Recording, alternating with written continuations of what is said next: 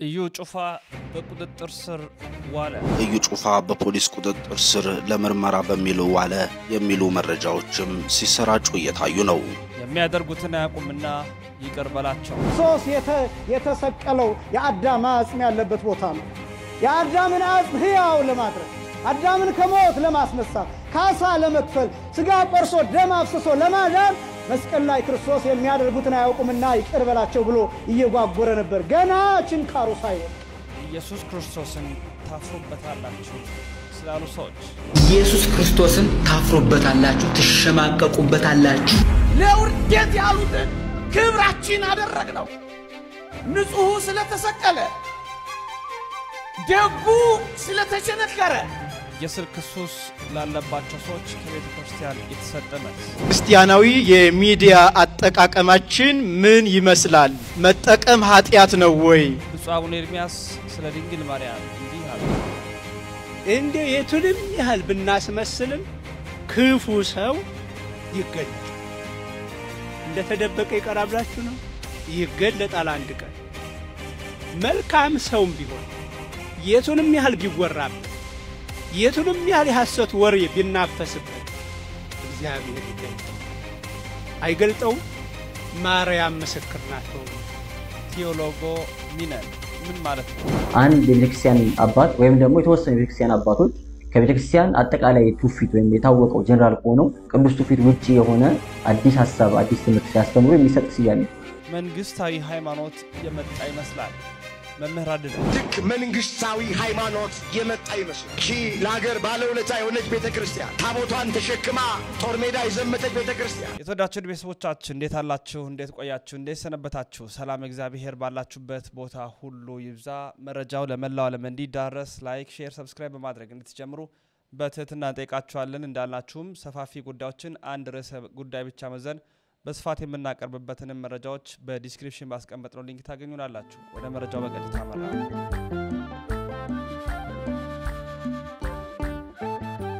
በስመ አብ ወወልድ ወመንፈስ ቅዱስ አሐዱ አምላክ አሜን።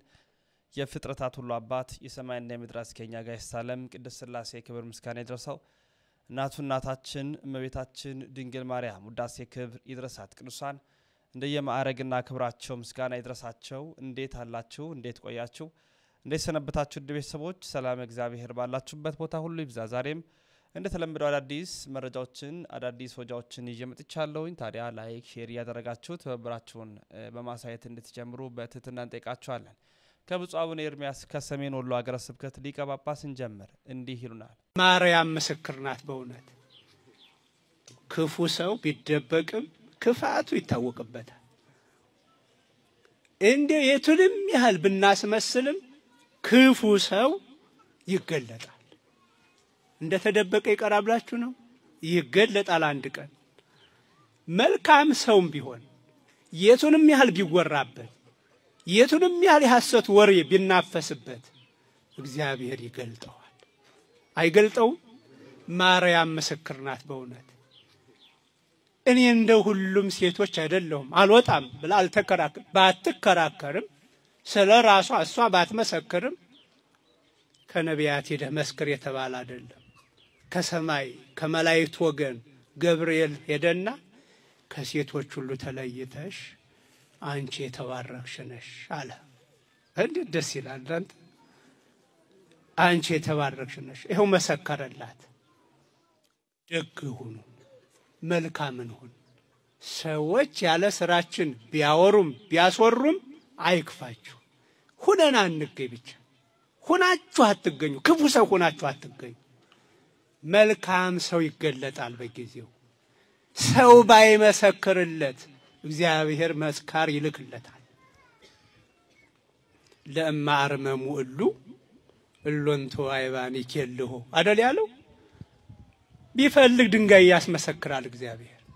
እንደው እነዚህ ሕፃናት ሆሳና በአርያም እያሉ የሚዘምሩትን እናንተ ብትከለክሏቸው ለማርመሙ እሎንቶ አይባን ይከልሁ እነዚህ ድንጋዮች ይጮሃሉ ይመሰክራሉ ብሏል እኮ። እንደዛ አላት። የብፁዕ አባታችን ቡራኬ በሁላችን ትደር። ብፁዕ አቡነ ኤርምያስ የሰሜን ወሎ ሀገረ ስብከት ሊቀ ጳጳስ የቅዱስ ሲኖዶስ አባል ናቸው። በድብቅ የተደረገ ነገር ደስታም ጥሩም ነገር ይሁን መጥፎ ነገር እግዚአብሔር በጊዜው ይገልጣል ብለዋል። ለዚህ ደግሞ ምስክራችን እመቤታችን ድንግል ማርያም ናት። ኢየሱስ ክርስቶስ ርዕሰ ሊቃውንት አባ ገብረ ኪዳን ካለን ነገር ሁሉ በላይ ኢየሱስ ክርስቶስ የሚልን ስም የሚተካ እሱንም መምረጣችን የሚተካከልን በዚህ ተተካክሎ ደስታ የሚሰጠንም ኃይል የሚሰጠንም ሕይወት የሚያድለንም የለም። የምንመካበት ስም የምንድንበት ስም አጋንንትን ተከራክረን የምንረታበት ስም ሰማይና ምድርን ሁሉ አልፈን ከሰማያት በላይ ባለ የብርሃን መጋረጃ ገብተን የምንኖርበት ኢየሱስ ክርስቶስ የሚል ስም ነው። ለዚህ ስም ለዚህ አምላክ ስጋውን ለሰጠን ደሙ ለሰጠን ቅድሚያ እንስጥ። ዓለም ሁለተኛ ትሁን። መቅደመ ኩሉ ህሱ መንግስቶ ወጽድቆ ኩሉ ሰይቱ ያሰከከሙ ብሏል። እሱ ከሁሉ አስቀድማችሁ መንግስቱና ጽድቁን ፈልጉ ሌላው ሁሉ ይጨመራችኋል ብሎ እንደነገረን ቅድሚያ ለመድኃኔዓለም እንዲሰጥ ሌላውን አስተካክቼ ወደ ጌታ እመለሳለሁ ሳይሆን ቅድሚያ ለክርስቶስ ሰጥቶ ሌላውን ኋላ አገኘዋለሁ ማለት የክርስቲያናዊ ጠባይ ነው።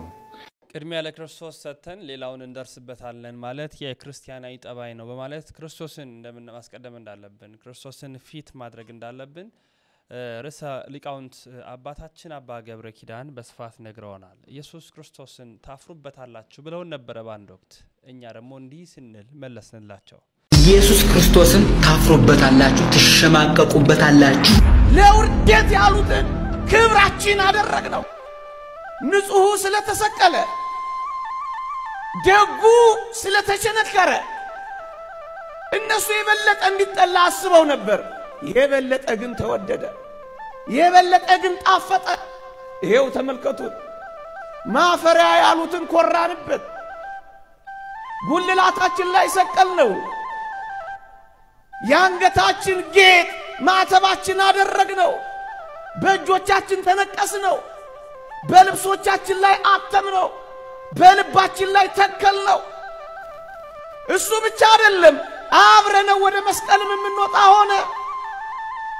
ዓለምን ሁሉ ቀየረ።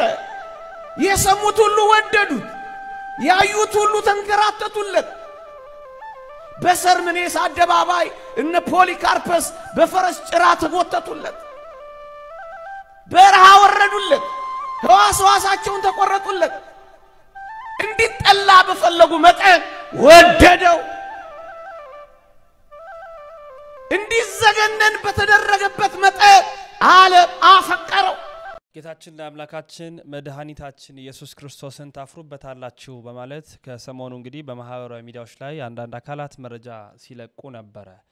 ስለዚህ ስም ስለ ኢየሱስ ክርስቶስ ሐዋርያነ አበው እነ ቅዱስ ፖሊካርፐስ ዘሮም እና አግናጢዮስ መጡል አንበሳ የተለያዩት አባቶች መከራ ሞትን ተቀበሉ። ሰማዕታቱ ከ160 ዘመን በላይ በደማቸው ፍሰት ባጥንታቸው ክስካሽነት ክርስቶስን ሰበኩት።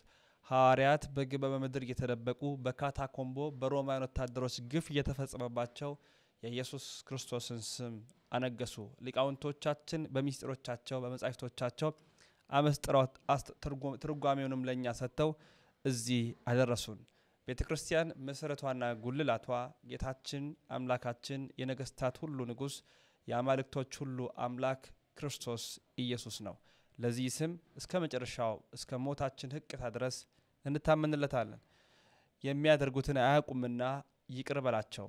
መጋቢ ሐዲስ ኢንጂነር ነቃ ጥበብ ከፍ ያለው ዛሬም የክርስቶስን መከራ ሞት አንስተው እንዲህ ይሉናል። ክርስቶስ የተሰቀለው የአዳም አጽም ያለበት ቦታ ነው። የአዳምን አጽም ሕያው ለማድረግ አዳምን ከሞት ለማስነሳት ካሳ ለመክፈል ስጋ ቆርሶ ደም አፍስሶ ለማዳን መስቀል ላይ ክርስቶስ የሚያደርጉትን አያውቁምና ይቅር በላቸው ብሎ እየጓጎረ ነበር። ገና ችንካሩ ሳይወልቅ ላዩ ላይ ያለው ጭንቅላቱን የሚፈጠፍጠው ወደ 70 የሚደርስ የእሾህ አክሊል የብረት እሾህ እስከ ልቡ ድረስ የሚገባ ላዩ ላይ ጭንቅላቱ እየተፈጠፈጠ ነው ማለት አናቱ እየተፈጠፈጠ አንጎሉ እየተፈጠፈጠ መስቀል ላይ ሆኖ የሚያሳዝነው የሚያደርጉትን አያውቁምና ይቅር በላቸው እያለ ነው የሞተው። ከመስቀል በኋላ አይደለም ይቅር ያለ፣ መስቀል ላይ ያለ ነው ይቅር ያለ። ችንካሩ ከወለቀ በኋላ አይደለም ይቅር ያለን እየተወጋ ነው ይቅር ያለን ችንካሩ ሳይወልቅ ደሙን እያዘራ ትኩሱ ደም እየፈሰሰ ከሙታን ተለይቶ ከተነሳ በኋላ የባለፈውን ትቻለሁ አይደለም ያለው እዚያው መስቀል ላይ እንዳለ እዚያው እየቃተተ እዚያው እየሞተ ስጋው አልቆ አጥንቱ ደቆ እንደ በረዶ ነጭ ሆኖ እየታየ እዚያው ሆኖ ነው የማረን እዚያው ሆኖ ነው ይቅር ያለን ክብርና ምስጋና ለስም አጠራሩ ይሁን ስለ ቸርነቱ አመስግኑት እግዚአብሔር ሳዶር አላዶር ዳራት አዴራ ሮዳስ የተባሉ አምስቱ ቅንዋተ መስቀል ወይንም ችንካሮቹን ተቸንክሮ ነው እኛን ከሞት የተበጀን ደስ የሚያሰኝ መልእክት ነው የቆየት ያለ የነ አኬን ቪዲዮ ላሳያችሁ እጅግ በጣም የረጅም ጊዜ ልዩነት እንዳለው የአኬን እና የሌሎችን ሰውነታቸውን አይታችሁ ታውቃላችሁና እስኪ እሱን እናድምጥና ወደ እዩ ጩፋ እንመጣለን ሙድ ክርስቲያኖች እንደምን ቆያችሁ በዛሬው ርዕሳችን ላይ የምናነሳቸው ነገሮች ፕሮቴስታንቶች ወይ ደግሞ በፕሮቴስታንት ዓለም በእውነት ድህነት አለ ወይስ ድህነት የለም የሚለው ነገር ከመጽሐፍ ቅዱስ አኳያ የምንመለከተው ይሆናል ማለት ነው እዚህ ጋር ወንድማችን አክሊ ያለ እዚህ ጋር ወንድማችን ይበልጣልና ሁለቱ በዚህ ዙሪያ ላይ የሚሉን አንዳንድ ነገሮች አሉና ሁላችንም እስኪ በጥሞና እንከታተላቸው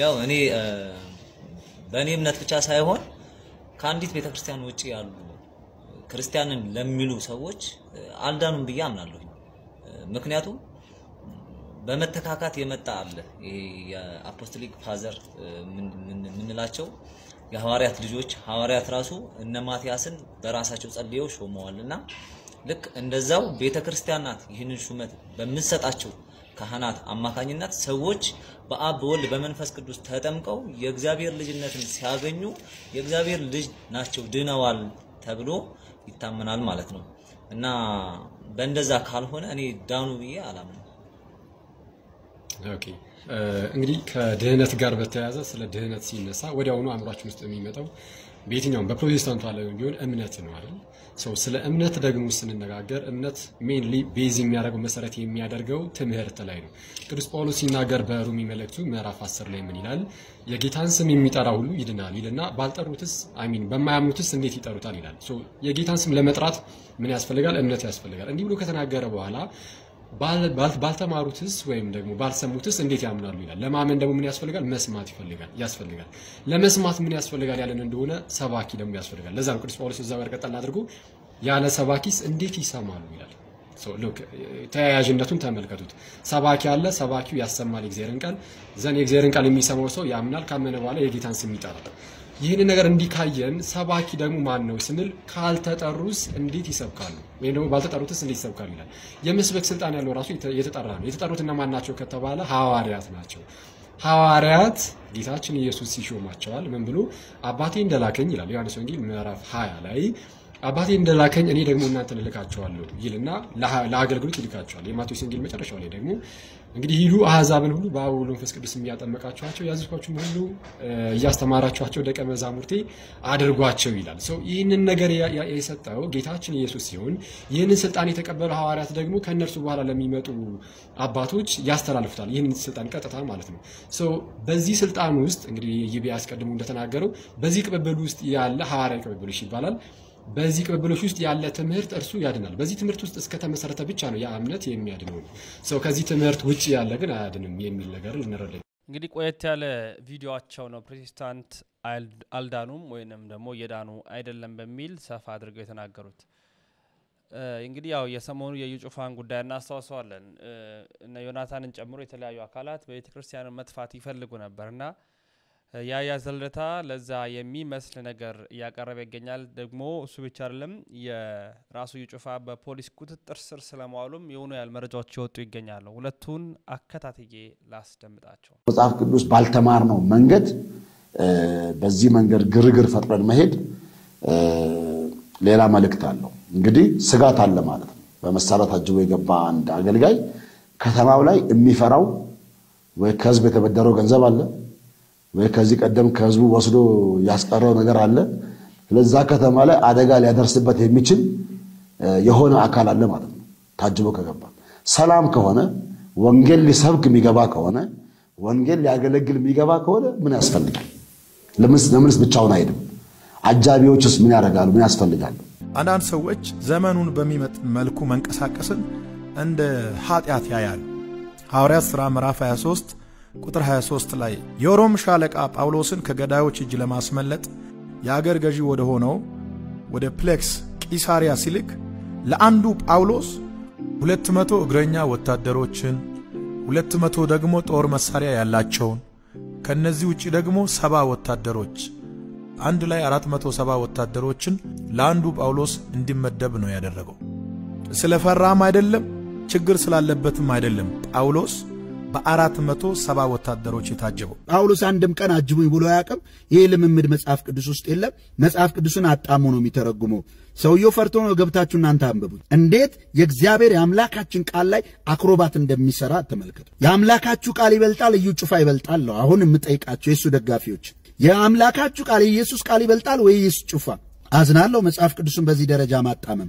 እዩ ጩፋ አንድ የካውንስል ህብረት መግለጫ፣ ሁለት በስሜታዊነት የተሽሞነሞነና መታበይ እንዲሁም መመጻደቅ የነገሰበት መግለጫ አከታትሎ እንዲያወጣ ማድረጉ እስካሁን እያነጋገረ ነው።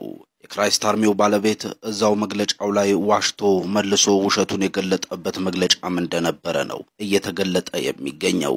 የካውንስል ህብረቱ ካንሰር የሆኑ ሰዎችን የያዘ መሆኑን በድፍረት ሲናገር የታየበት መግለጫው የነገሩን መክረር ጠቋሚ እንደሆነም ነው በመነገር ላይ የሚገኘው።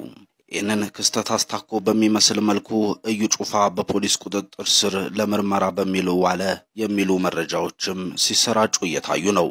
እናንተው መንፈሳዊ ሚዲያም የመረጃውን እውነተኝነት ለማረጋገጥ የሚያስችሉ ምንጮቿን ስለ ጉዳዩ ጠይቃለችም፣ በዝርዝርም ይዛዋለችም። የዩ ጩፋ ደጋፊዎችም በራሱ ለካውንስሉ ከተሰጠው መግለጫ በማይተናነስ መልኩ በስሜት የተሞሉ ምላሾችን ካውንስሉ ላይ ሲያጎርፉ በመታየት ላይ ናቸው። በተቃራኒው ያሉትና ሱፍ ለባሽ የአዳራሽ ውስጥ ዘይት ነጋዴዎች እኛን የወንጌል አማኞችን አይወክሉንምና በእኛ ስም ሊጠሩ የተገባ አይደለም በሚል ሲሞግቱ የሚታዩት ወገኖች ደግሞ ግለሰቡ የመድረክ ላይ የምትሃት ድራማ እንጂ መጽሐፍ ቅዱስን እንኳን አንብቦ መረዳት የማይችል መሆኑ የተጋለጠበት መግለጫ ነበር። 2015 ምን ያምራል ብትሉኝ አንደኛው ሃይማኖተኞች ሲበጠበጡ ቆሞ ማየት፣ ከውጭ በዲኮሬሽን ግራ የሚያጋቡ ከውጭ በጣም ቆንጆ የሆኑ ከውጭ የሚያምር ዲዛይን ያላቸው ከውስጥ ግን ኢየሱስ የሌላቸው ሃይማኖተኞች ሲበጠበጡ ማየት 2015 በጣም አምሮኛል። ዛሬ ለሊት አንድ ራእይ አይቻለሁ።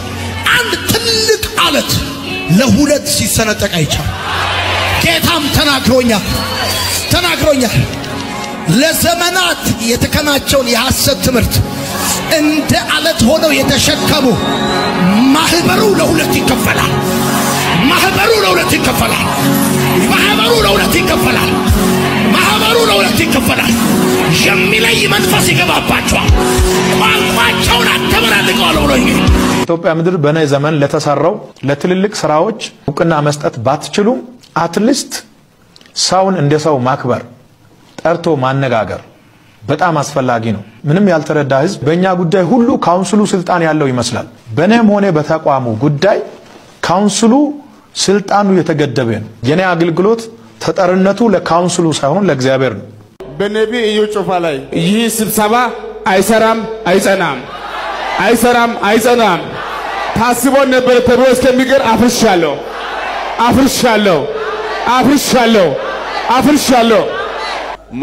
እኛ የክራይስት አርሚ ኢንተርናሽናል ቤተክርስቲያን ወጣት የክርስቶስ ሰራዊቶች በካውንስሉ በክራይስት አርሚ ኢንተርናሽናል ቤተክርስቲያን ላይ በተቀባው በእግዚአብሔር ሰው በነቢይ እዩ ጩፋ ላይ የወጣው አዋጅ እንቃወማለን። ወንጌል ይቀጥላል።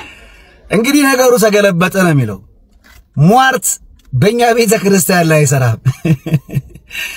በሟረትክበት ልክና መጠን ሟርት ለራስ ሲሆን ስታየው እንዴት ይገርማል መሰለ።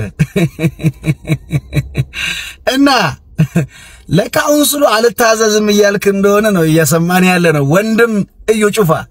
እና ማህበሩ ለሁለት ሲበጠበጡ አየው። ተራራም ምናምን ነገር ያዙኝ ልቀቁኝ። የዚች ቤተክርስቲያን አምላክ የማያንቀላፋ የማይተኛ ጌታ ነው። ሟረትክበት ልክ ሟርት ወደ ራስ ተገልብጦ ሟርት ራስን ሲበጠብጥና ሲያናውጥ አልታዘዝ ባይነት ሲነግስብ ማየትን የመሰለ ነገር የለም። ማን ነው ለሁለት የሚከፈለው? ማን ነው ሲናጥ ያየ ነው? ማን ነው ደረቃ? ለስለስ እናርግልህ ይጩፋ። ማንኛውም ሟርት ለራስ መልሰ ዋጠው። የራስ ማህበር ሲናወጥና ሲበጠበጥ ያየን ነው። ጽናቱን ይስጣችሁ። ግፋ በለው ነው እንግዲህ። የዩጩፋ ጉዳይ እንግዲህ ያው ወደ መጨረሻው እየሄደ ይመስላል። በቀጣይም ተከታትለን እንመጣለን። በዚህ ጉዳይ ላይም ለብቻው በስፋት የምንዘግብላችሁ ይሆናል። የስልክ ሶስት ላስቸግራችሁ። ክርስቲያናዊ የሚዲያ አጠቃቀማችን ምን ይመስላል? መጠቀም ኃጢያት ነው ወይ? የአዲስ አበባ ገዳማትና አድባራትን ብትመለከቱ በጣም እጅግ የሚያሳዝን ነው። በአንድ ቅዳሴ ላይ ተመልከቱ። ቤተ መቅደስ ውስጥ ቢያንስ በአማካይ ከ10 በላይ ወይ ዩቲዩበሮች አሉ ወይ ቲክቶከሮች አሉ ወይ ደግሞ ምን መኑ ራሱ ላይ ቅዳሴ ያስቀደስ ላይ ከቅዳሴው ጠባይና ባህል ወጥቷል ነው። እንዴት እንደሚረብሽ ለመቅረብ ውር ግርግር ተመልከቱ። እንዴት ነው የክርስቶስን ሕማሙ መከራው እያሰብን ኃጢአታችን እያሰብን ግፋ ሰማዕታትን እያሰብን እንድን የሚችልበት መንገድ እንዴት ነው? ማህበራዊ ሚዲያ በጣም የሚያኝከውና የሚበላው ጊዜ ነው። በጥቅሉ ማህበራዊ ሚዲያ አይጠቅምም፣ አይረባም፣ እንዳትጠቀሙ የሚል ትምህርት የላትም ቤተክርስቲያን። ጌታችንና መድኃኒታችን ኢየሱስ ክርስቶስ ስነ ስቅለት ነው። የስነ ስቅለት ፎቶ ነው እየተሰቀለ ሰው ሁሉ ስልኩን ጌታ እየተሰቀለ ምንድን ነው ያደርገው? ሊቀርጽ ነው እየሞከረ ነው። ይሄ ትውልድ ያን ዘመን ቢኖር ኖሮ እውነት የክርስቶስን መከራ መስቀሉ ሕማማቱ እናስባለን ወይስ ፎቶ ለመነሳት ነው? እንደው እግዚአብሔር ነው ስለተፈቀደና ስላለልን እንጂ እኮ አሁን ራሱ ቅዱስ ሚካኤል ራሱ ቅዱስ ገብርኤል ቢሆን እንደው ከመላኩ በረከት ረድኤት አድርጌ እንደው ባርከኝ ነው ምንድነው? ወይስ እንደው ለፌስቡክ የሚሆን ፎቶ ለነሳ? ኤቲክስ የለንም እውነት ለመናገር ማለት እንደዚህ ከሆነ ምን ያደርግልናል ሚዲያ ማለት? አይ አነጋገርናቸው እነዛ ሰዎች ጠርተን አይ ሰው እኮ ፎቶ ነው ወደ እንትኑ እንዲመጣሉ እያታለን ሰው ያስበረበር እውነቱን ሳንናገር ጽድቅ በሚሰራባት ቦታ እውነት በሚነገርበት ቦታ በቃ ረሱል መናገር ነው የሚፈልጊ ማይፈልጊቶ ደይዴከ ነው አበዘፈቀርከ እንጂ ወደ ፈቀርከው ስደድ ነው እውነቱን ማስቀመጥ ነው። ቤተክርስቲያን ሌላ ምን የምትለው የለም። ስርዓተ ቅዳሴ ነው የምትለው እንጂ ሌላ የሚያጋግል ርዕስ አትፈልግም። ከስልክ ጋር በተገናኘ ነው ይሄንን ሰፋ ያለውን ትንታኔ ያቀርቡልን መምህር አድነው መንግስታዊ ሃይማኖት ያለ ይመስላል ይላሉ። ንካተራጃ ልክ መንግስታዊ ሃይማኖት የመጣ ይመስላል። ለሀገር ባለውለታ የሆነች ቤተክርስቲያን ታቦቷን ተሸክማ ጦር ሜዳ የዘመተች ቤተክርስቲያን ትምህርት ሚኒስቴር በሌለበት ጊዜ ትምህርት ሚኒስቴር ሆና ያገለገለች ቤተክርስቲያን ጤና ሚኒስቴር በሌለበት ጊዜ በጸበሏ በእምነቷ በመስቀሏ ትፈውስ የነበረች ጤና ሚኒስቴር ሆና ያገለገለች ቤተክርስቲያን ስልጣኔን ያስተማረች ጀግንነትን ያስተማረች ስርዓትን ያስተማረች ዘመን አቆጣጠርን ያስተማረች ፊደል ቀርጻ የሰጠች የሁሉ ነገር ባለውለታ የሆነች አገር የሰራች ቤተክርስቲያን የማያቋት ሰዎች ተነስተው ጉልበታቸውን እያሳዩባት ያሉ ቢሆንላቸው አይሆንላቸውም እንጂ ሊያዋት አይፈልጉም። አንዳንዶቹ ሊያጠፋት ነው የሚፈልጉት። እያንዳንዱን ገልጦ ማየት ያስፈልጋል። ኦርቶዶክሳውያን ተስፋ እንድትቆርጡ አይደለም የምንነግራችሁ፣ ግን እየሆነ ያለውን ነገር እየተፈጸመ ያለውን ነገር እየተደረገ ያለውን ነገር እንድናውቀው እንድናስተውለው ዘመኑን እንድንዋጀው ነው። ግን ደስ የሚለው ነገር በሐዋርያትና በነቢያት መሰረት ላይ ስለታነጸች የማዕዘኑም ራስ ኢየሱስ ክርስቶስ ስለሆነ ማንም ሰው ቢነሳ ቤተክርስቲያኒቱን ሊያጠፋት አይችልም። የሚጠብቃት አይተኛም አያንቀላፋ። ባለቤቷ ኢየሱስ ክርስቶስ ነው። በደሙን የመሰረታት ስጋውን ቆርሶ ደሙን አፍስሶ ነው የኢትዮጵያ ኦርቶዶክሳዊት ተዋህዶ ቤተክርስቲያንን የመሰረታት ኢየሱስ ክርስቶስን ስሎ መስራች። ትናንትም የተነሱት እንዳመጣጣቸው ሄደዋል። ዛሬም ያሉት መሄዳቸው አይቀርም። የጊዜ ጉዳይ ነው። ምናልባት አሁን አይኖቻችን አንዳንድ ነገር ሲያዩ ጆሮቻችን አንዳንድ ነገር ሲሰሙ ሊጨንቀን ሊከብደን ምን እየሆነ ነው ልንል ይገባል። እኛ የድርሻችንን እንወጣ እንጂ ቤተክርስቲያኒቱን ማንም ታግሎ አይጥላትም። በዲዮቅልጥያኖስ ዘመን ያልጠፋች ቤተክርስቲያን በዘመኑ ዲዮቅልጥያኖሶች አጠፋ። በነ መክሲሚያኖስ ያልጠፋች ቤተክርስቲያን በዘመኑ መክሲሚያኖሶች አጠፋ። በነ ዮዲት ጉዲት ያልጠፋች ቤተክርስቲያን በዘመኖቹ ዮዲት ጉዲቶች አጠፋ። በነ አሪዮስ በነ ንስጥሮስ በነ መቅዶኒዮስ በነ ሰባሊዮስ በነ ይሁዳ ያልጠፋች ቤተክርስቲያን በዘመኖቹም ሐሰተኞች አትጠፋም። እንደውም እየሰፋን ክብር ይግባ አመስግኑት እየበዛን ጠጠር መጠያ ጠፍቶ በመቅደሱ ተሰብስበን ይኸው እግዚአብሔርን እያመለክነው ነው። ለመምራችን ቃለ ሕይወትን ያሰማልን። የመጨረሻው ቪዲዮ እናድምጥ። ቴዎሎጎ ሚነን ምን ማለት ነው? ቴዎሎጎ ሚነን ሲባል ሰምታችሁ ታውቃላችሁ? ዛሬ ስለዚህ ጽንሰ ሐሳብ እናወራለን። ቴዎሎጎ ሚነን ወይም ፕሉራል ወይም ብዙ ሲሆን ደግሞ ቴዎሎጎ ሜና ብለው የስነ መለኮት ሊቃውንት የሚጠሩት ጽንሰ ሐሳብ አለ። ይሄ ጽንሰ ሐሳብ ምን ማለት ነው? አንድ የቤተክርስቲያን አባት ወይም ደግሞ የተወሰኑ የቤተክርስቲያን አባቶች ከቤተክርስቲያን አጠቃላይ ትውፊት ወይም የታወቀው ጀነራል ሆኖ ቅዱስ ትውፊት ውጪ የሆነ አዲስ ሐሳብ አዲስ ትምህርት ሲያስተምሩ የሚሰጥ ስያሜ ነው። ምን ማለት ነው? ግን ኑፋቂ የሆኑ ከሃይማኖት የሚያስወጡ ትምህርቶች አሉ ቴዎሎጎ ሜነን ተብለው የሚጠሩት። እነዛም ምንፍቅና ናቸው። አለቀ። ቴዎሎጎ ሜነን የሚባሉት ኑፋቂ ያልሆኑ ግን ደግሞ ቤተክርስቲያን የማትቀበላቸው ትምህርቶች ናቸው። ከታሪክ አንፃር ከትርጓሜ አንፃር ሊሆን ይችላል፣ ከተለያዩ ነገሮች አንፃር ሊሆን ይችላል። አንዳንድ ሊቃውንት ማንም ሰው የሚናገረው ቤተክርስቲያን ያልወሰነችበት ውሳኔ፣ ቤተክርስቲያን ውሳኔ ያልሰጠችበት ትምህርት፣ ውሳኔ ያልሰጠችበት ትምህርት ማንም ሰው የሚያስተምረው ቴዎሎጎ ሜነን ተብሎ ሊጠራ ይችላል የሚሉ መምህራን አሉ። ግን የዘርፉ ሊቃውንትና የቋንቋ ባለቤቶች እንደሚናገሩት ከሆነ ግን ቴዎሎጎ ሜነን ተብሎ ለመጠራት ሁለት መስፈርቶችን ማሟላት አለበት። የመጀመሪያው ትምህርቱ በቤተክርስቲያን ፈጽሞ ተቀባይነት ያለው ትምህርት ሊሆን አይችልም። ማለትም እንደ አማራጭ ትርጓሜ እንኳን የምንቀበለው ትምህርት መሆን አይችልም ማለት ነው። ለምሳሌ በአንድምታ ትርጓሜያችን ላይ አንድም እንዲህ ማለት ነው፣ አንድም ደግሞ እንዲህ ማለት ነው ብለን እናስቀምጣለን አይደል? ቴዎሎጎ ሜነን ተብሎ የተሰየመ ትምህርት ግን አንድም ተብሎ ሊገባ አይችልም። ጭራሽ የማንቀበለው ስህተት የሆነ ትምህርት ነው ማለት ነው። ይሄ መጀመሪያው መስፈርት። ሁለተኛው መስፈርት ደግሞ በቤተክርስቲያን ቅዱሳን አባቶች ቤተክርስቲያን ቅዱሳን ብላ በምትቀበላቸው እምነት በሚጣልባቸው ማንኛውንም ኦርቶዶክሳዊ ትምህርት ቢናገሩ በምንሰማቸው የቤተክርስቲያንን ስርዓት ትምህርት በሰሩ አባቶች የተነገረ ስህተት መሆን አለ። አንድ ካህን ወይ ሰባኪ ወይ የምንወደው የምናከብረው የሚታወቅ መምህር ያስተማረው የስህተት ትምህርት ቴዎሎጎ ሜነን ተብሎ አይጠራም። ቴዎሎጎ ሜነን ለመባል የግድ ቅዱሳን አባቶች ትላልቆቹ ሊቃውንት ጋር ባሲሎስ እና ቄርሎስ እና ዮሐንስ አፈወርቅ የመሳሰሉት አባቶች የተናገሩት መሆን አለበት ማለት ነው።